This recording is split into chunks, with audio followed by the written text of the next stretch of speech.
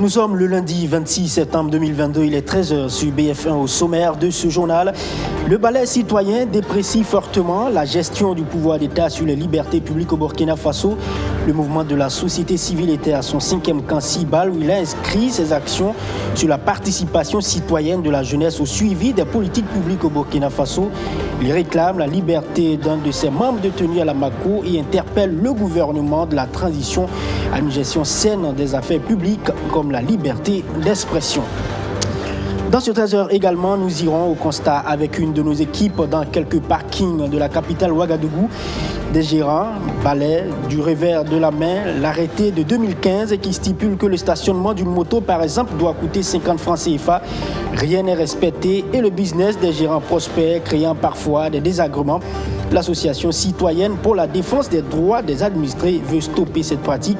Comment elle s'y prend? Vous verrez toutes les explications dans un instant.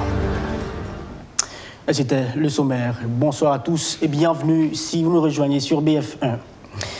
La liberté de leur camarade Olo Mathias Kambou a une fois de plus été réclamée. Le balai citoyen était donc à son 5e camp Cibal ce week-end. Une rencontre au cours de laquelle justement les jeunes Cibal et Cibel venus de plusieurs régions du pays n'ont pas voulu en tout cas manquer. Les échanges ont porté essentiellement sur la participation citoyenne de la jeunesse au suivi des politiques publiques au Burkina Faso. Les acteurs de ce mouvement ont interpellé également le chef de l'État et son gouvernement, bien sûr, a évité justement de rétrécir l'espace de liberté d'expression des Burkinabés. On regarde la synthèse avec Luc Palbegem.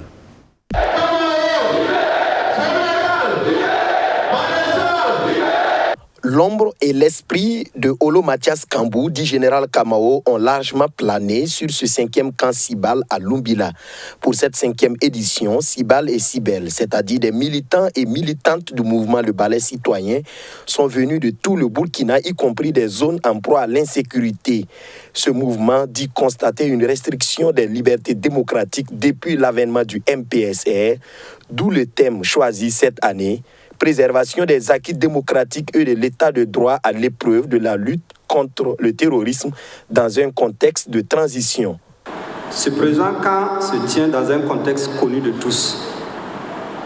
Il s'agit de l'insécurité grandissante, de la négation dangereuse de l'insurrection et la volonté affichée de restaurer l'ancien système.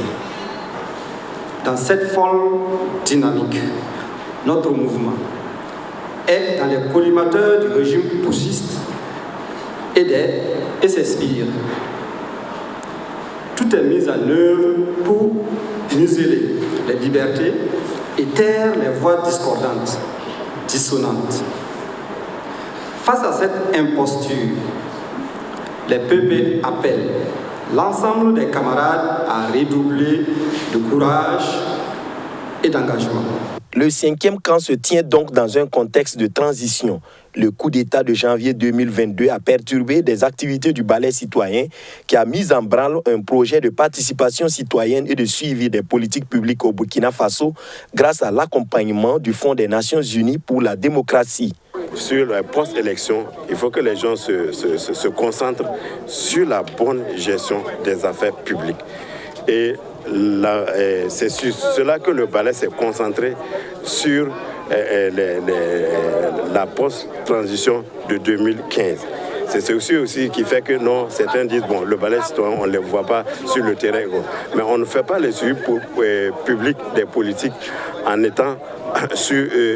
faisant des marches sur le terrain. Non, ça se fait auprès des autorités. Il y a des plaidoyers que nous avons organisés auprès des maires, auprès des présidents de conseils régionaux, auprès des gouverneurs.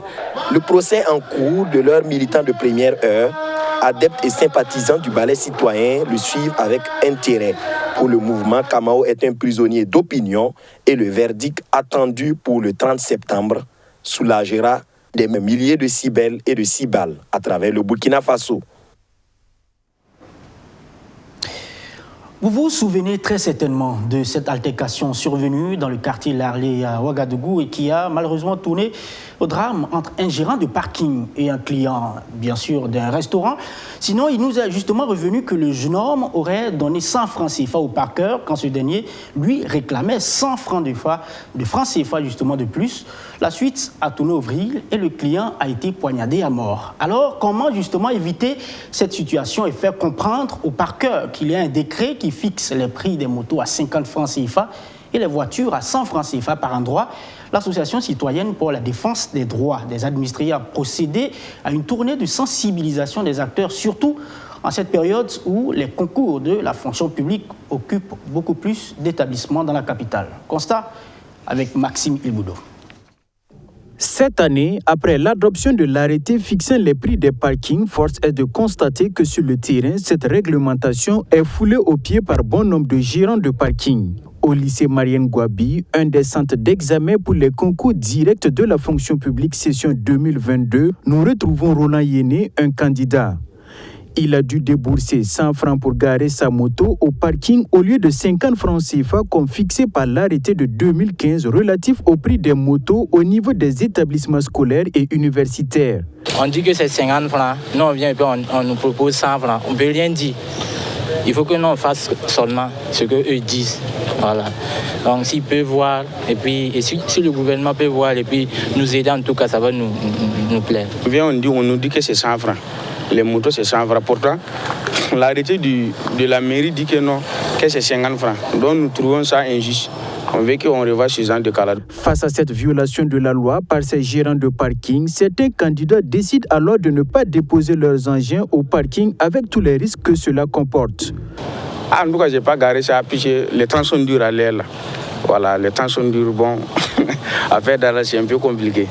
C'est les 50 qui manquaient ou Bon, c'est pas les 50 qui manquaient. Bon, je sais pas. Bon, j'étais un peu en retard aussi. Mais ma moto, là, telle qu'elle est là aussi, je ne pense pas que quelqu'un peut voler ça aussi. Puis c'est pas une bonne moto en tout cas. Ce candidat, lui, ne trouve aucun inconvénient dans cette augmentation. Il juge d'ailleurs les tarifs abordables au regard des risques que les gérants de parking courent. C'est des pères de famille, c'est des gens qui viennent et passer leur temps à surveiller nos motos. Donc, le moins qu'on puisse les donner, c'est de payer à leur juste valeur.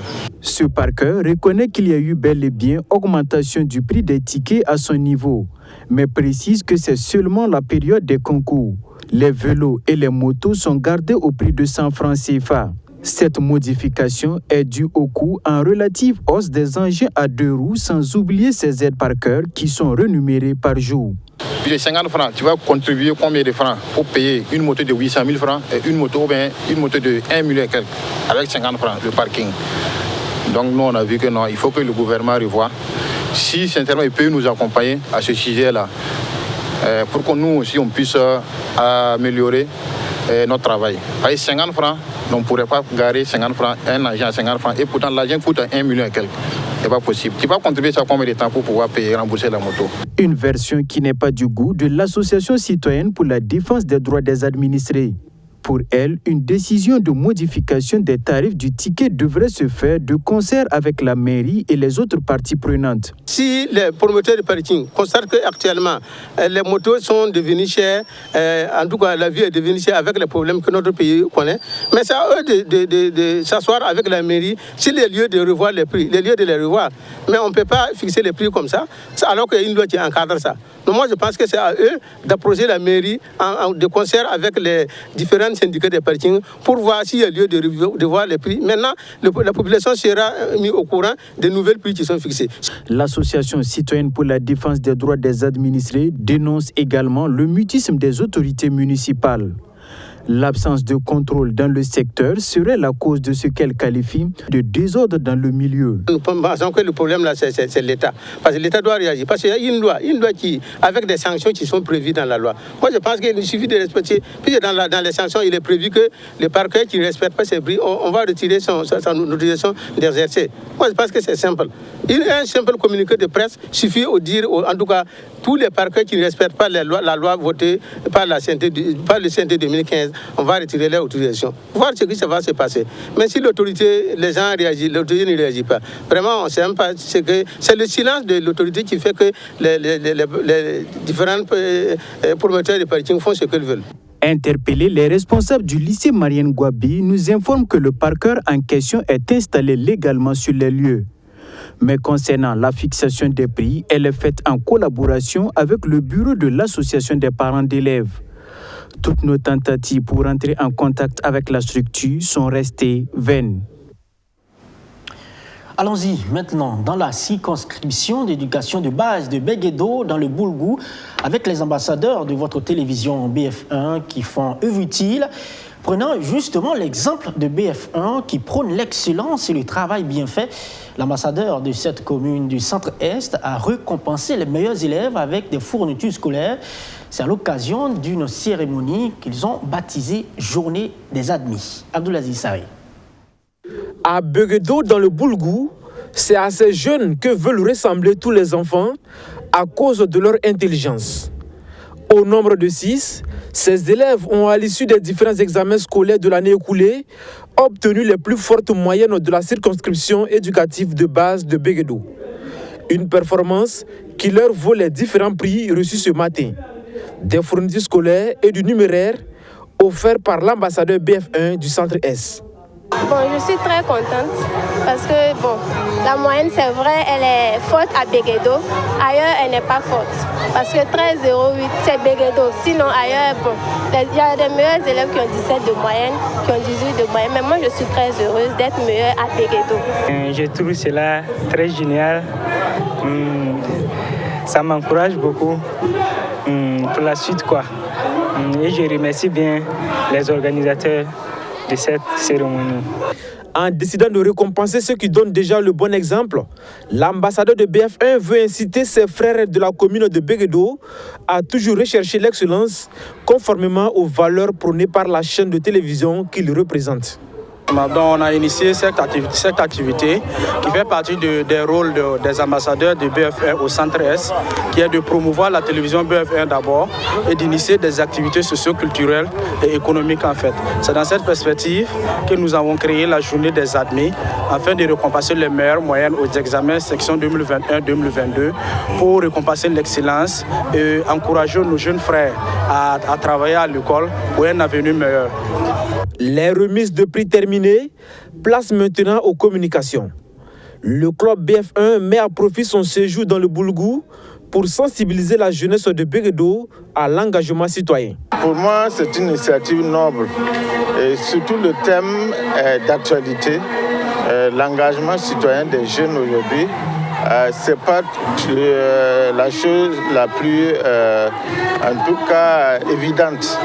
Alors donc pour moi, c'était une occasion de venir faire passer le message de cohésion sociale, d'entente entre les jeunes. Parce que quand les jeunes eux-mêmes s'engagent de façon volontaire, sans l'administration, sans autre structure qui puisse influencer en tout cas leur volonté, pour moi c'est très important. Cette activité doit en partie sa réussite aux différents partenaires tels que Coris Bank, Sanlam Assurance et Bami Service. En rappel, ce sont au total 13 ambassadeurs qui représentent la télévision BF1 dans les 13 régions du Burkina Faso. Leur mission est de promouvoir les programmes de la chaîne au cœur de nos défis, tout en contribuant à l'épanouissement de la jeunesse.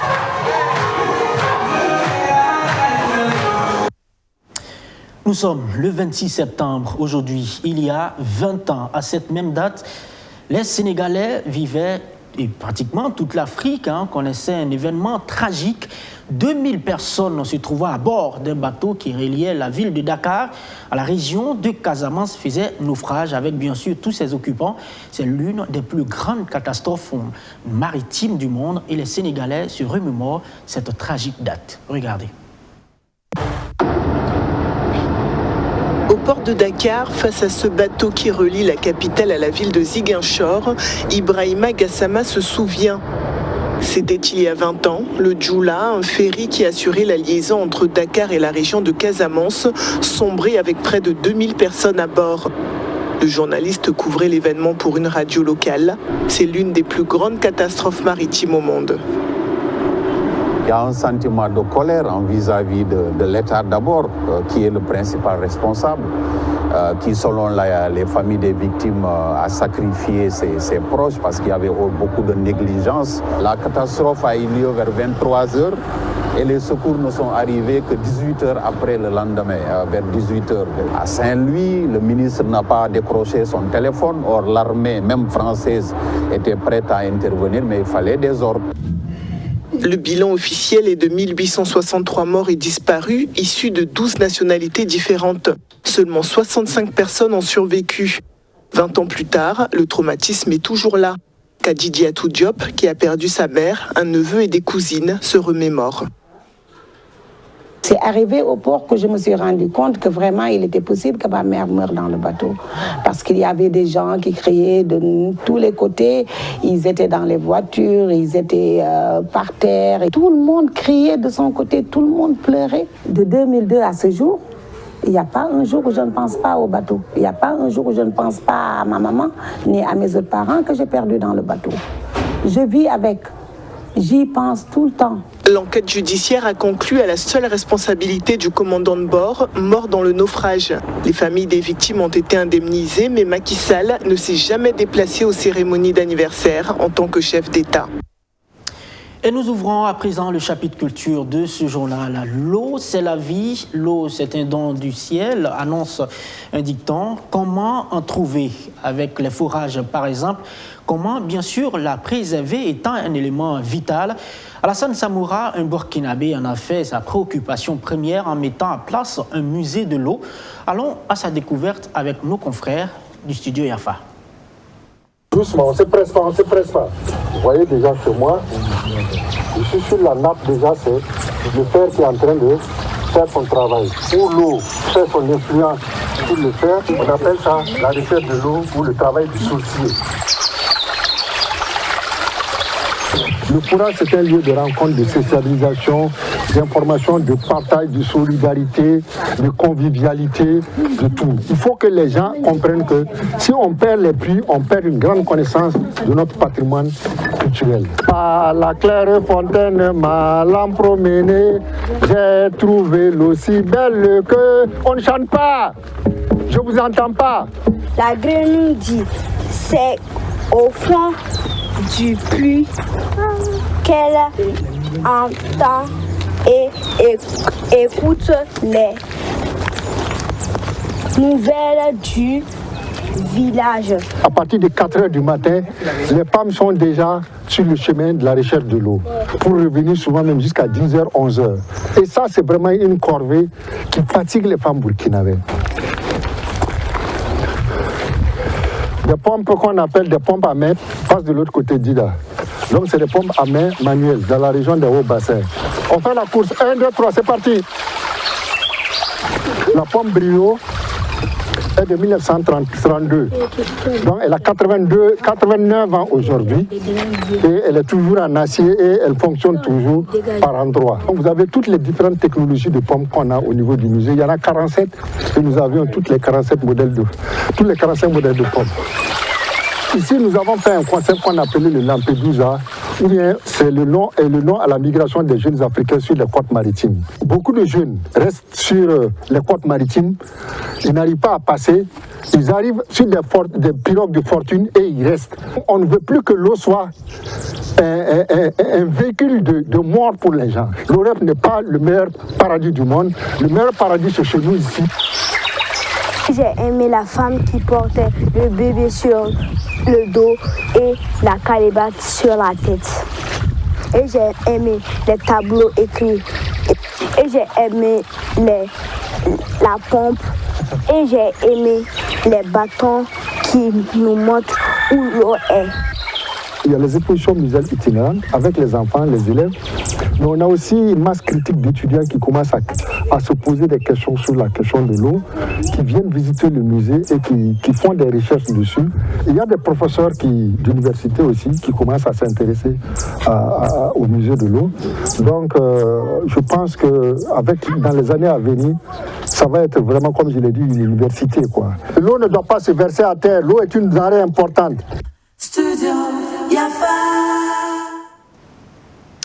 Direction maintenant la région des Cascades pour découvrir le village de Tamberba, un village avec un paysage assez attrayant qui donne justement l'envie de faire du tourisme.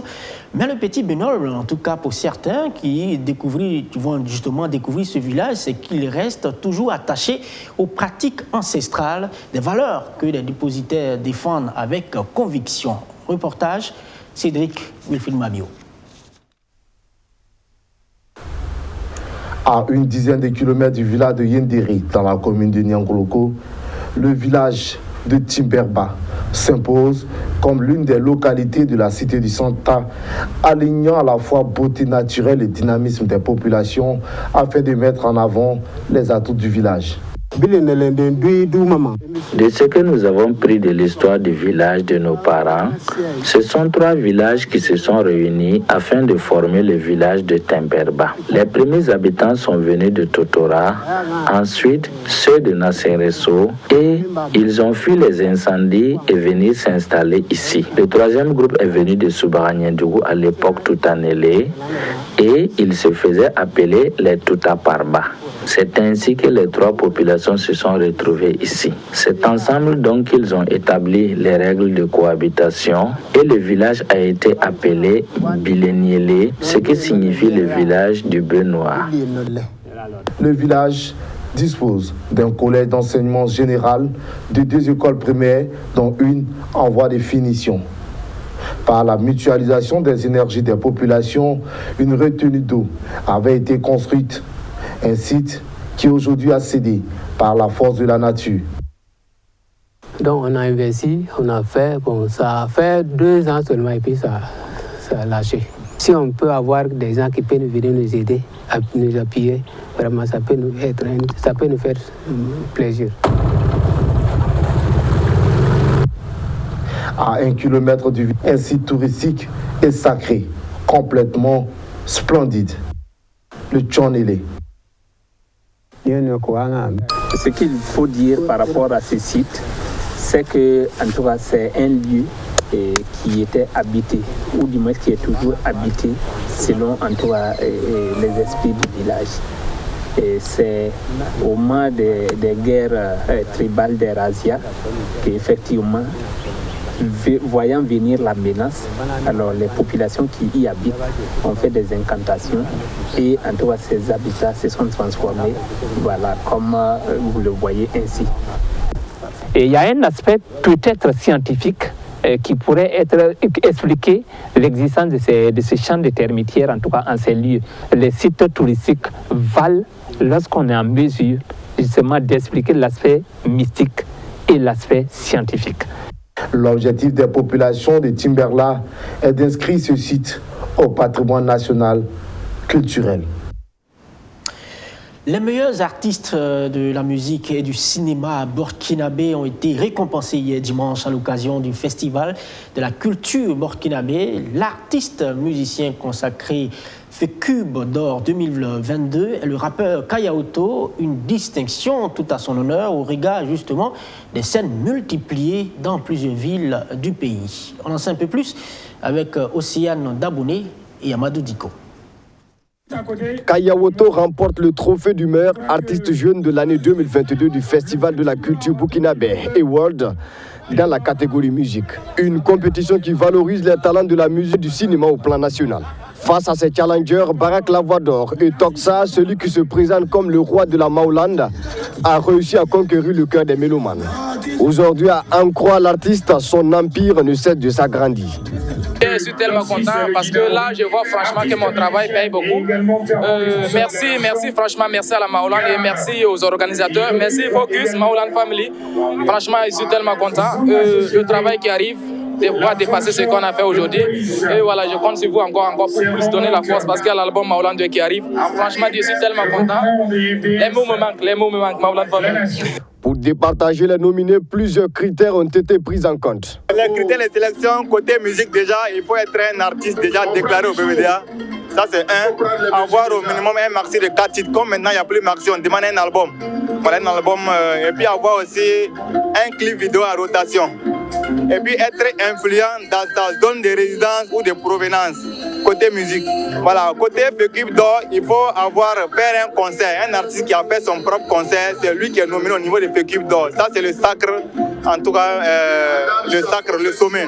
Voilà, côté cinéma, voilà, il faut jouer dans un film burkinabé. Au moins 2 films burkinabés, c'est le minimum. Et puis ces films aussi doivent faire l'objet d'être vus, voilà, projetés aussi dans les cinémas également. Face à la crise que traverse le Burkina Faso, cette manifestation culturelle se positionne comme un vecteur de paix et de cohésion sociale. Voilà, à travers la culture, on peut promouvoir la paix. Voilà, c'est comme on le dit, quand une nation perd tout, c'est la culture qui reste. Avec la culture, voilà, il y a la cohésion sociale, il y a l'harmonie, voilà. Le Festival de la culture burkinabé Award est à sa 3e édition. Une attestation de reconnaissance est offerte aux doyens de la culture burkinabé. Et pour terminer tout à fait sur ce chapitre, l'artiste musicien burkinabé Prince Omar lance la sortie de son nouvel album dénommé Tintani, un album qui comporte 7 titres chantés dans plusieurs langues. Ce jeune artiste burkinabé prône justement la paix dans le pays. Eh bien, plusieurs thématiques ont été également abordées, comme le dit justement Océane Daboné, qui nous revient avec ce compte rendu.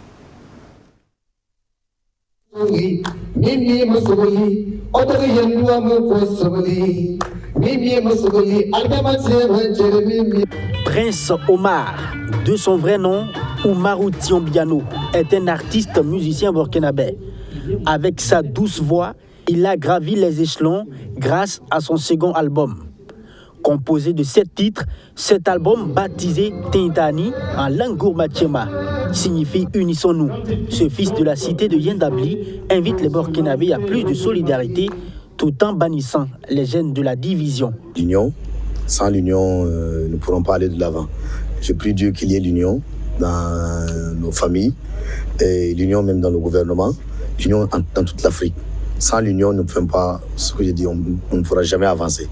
Donc c'est pour cela que j'ai chanté cet album intitulé Tintani. Dans l'Est, on a 2 problèmes. Voilà. Je parle le côté insécurité qui est là. Je parle le côté de la chefferie aussi qui est là. Ça a divisé beaucoup de personnes. Avec le Tanchala comme genre musical, le fils de Issaka Tiombiano annonce une tournée nationale et internationale en 2023.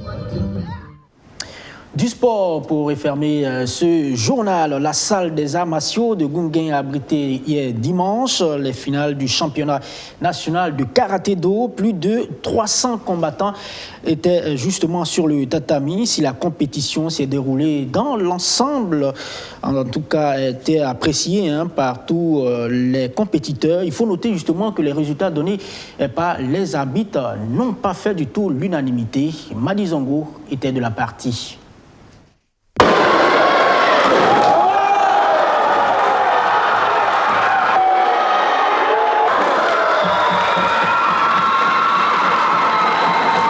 Par ce geste, la combattante de Bobo Dioulasso désapprouve la décision du corps arbitral. C'était le point noir du championnat national de karaté-do le 25 septembre dans la salle des arts martiaux japonais à Ouagadougou. Convaincue de son bon droit, elle était inconsolable dans les vestiaires.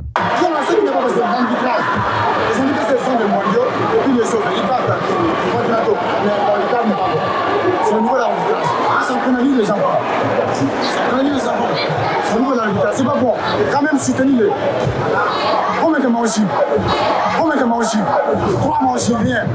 Plus les bonnes, rien. Kabim.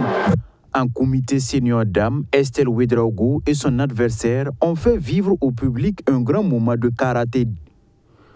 À la fin du premier kata, le match était nul. Estelle Ouedraogo a dû puiser dans ses dernières ressources pour faire mieux que sa concurrente au deuxième kata. Le kata, il fallait tout donner. Parce que c'était le kata décisif. Donc, on ne devait pas lâcher. J'ai fait tout ce que je pouvais. J'ai fait un premier kata, très bien exécuté avec toute la puissance. Un deuxième kata, c'était pas facile. Donc, j'ai tout vidé et c'est les résultats. Les frères Sanou, en comité individuel comme par équipe, ont frôlé la perfection en remportant plus de 25 points à chaque démonstration. Ils se rendront bientôt en Afrique du Sud pour défendre les couleurs du Burkina dans les championnats d'Afrique. Satisfait des résultats, le vice-président de la fédération invite les karatékas à persévérer dans le travail. Les médailles au plan national, c'est quoi? C'est le travail. Il faut que les gens acceptent de travailler. En toute humilité, travailler, parce que le niveau, il est haut. Ici, ce que nous voyons déjà ici, les moyens. Il faut avoir à l'international, on a toutes les nations qui sont là. Donc je pense que pour avoir des médailles, il faut travailler et nous sommes sur la bonne voie. Nous allons travailler. Si au bout du travail, on nous accompagne, je suis sûr que nous allons obtenir valablement. L'accompagnement, le karatéka peut compter sur le ministère des Sports, de la Jeunesse et de l'Emploi. Pas de problème, si c'est l'accompagnement, on les accompagne comme d'habitude on le fait. Et toutes les fédérations d'ailleurs, il n'y a pas de discrimination. On accompagne toutes les fédérations. Oui, vraiment, on a assisté à un très bon championnat. Surtout en kata, on a vu vraiment des prestations de très belle qualité. En comité, il faut vraiment les inviter à travailler encore de plus. Plus de 300 combattants venus de toutes les régions ont pris part à ces championnats. Voilà, c'est la fin de ce journal. Merci à vous de l'avoir suivi. Je vous retrouve demain, ici même à 13h, pour une autre session d'information. Très bel après-midi.